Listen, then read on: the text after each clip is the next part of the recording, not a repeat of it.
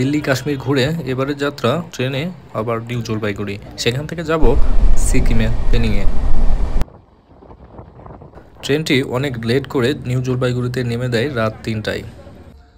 ওটা হচ্ছে NGB station, এটা একটা মসজিদ, আর এখানে আছি আমি আজকে রাত্রে।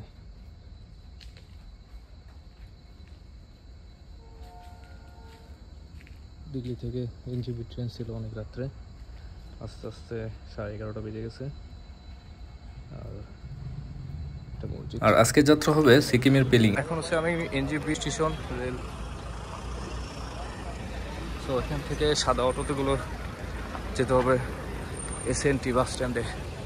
সিকিমে ভ্রমণের জন্য ছবি সহ এবং আপনার পাসপোর্ট ভিসার কপি সহ একটি রেজিস্ট্রেশন করতে হবে, যা খুবই সহজ। এটি সিকিমের গভর্নমেন্ট বাস স্ট্যান্ড।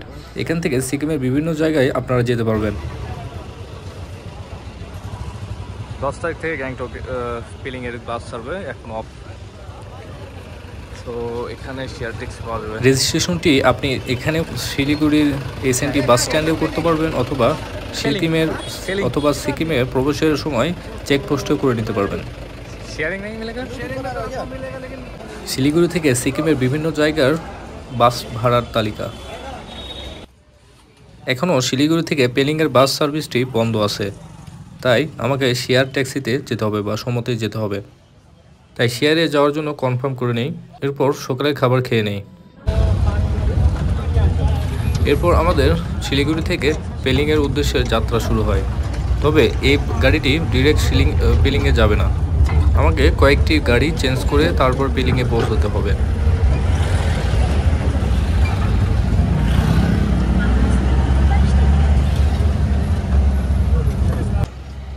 পাহাড়ের রাস্তা যদি আপনার ভালো লেগে থাকে তাহলে আপনি দারুণ অ্যাডভেঞ্চারে পাহাড়ের রাস্তা দিয়ে যেতে থাকবেন এবং আঁকাবাঁকা রাস্তা। এটা হচ্ছে মাল্লি চেকপোস্ট, এখানে যাচ্ছি পারমিট এন্ট্রি করতে।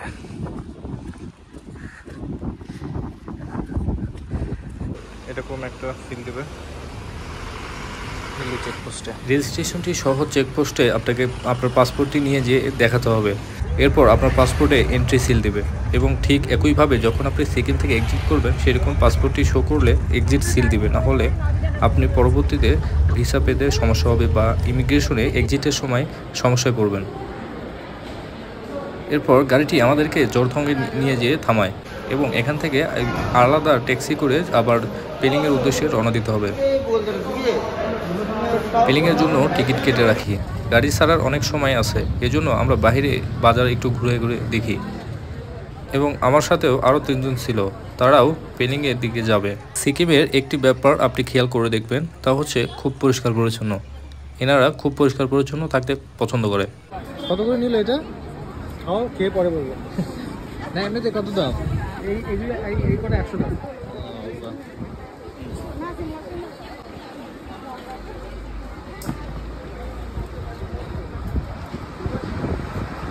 আপনি যখন সিকিমে ভ্রমণ করবেন অবশ্যই পরিষ্কার পরিচ্ছন্নতার জন্য খেয়াল করবেন এবং ডাস্টবিন ইউজ করবেন, না হলে আপনাকে ফাইন দিতে হবে।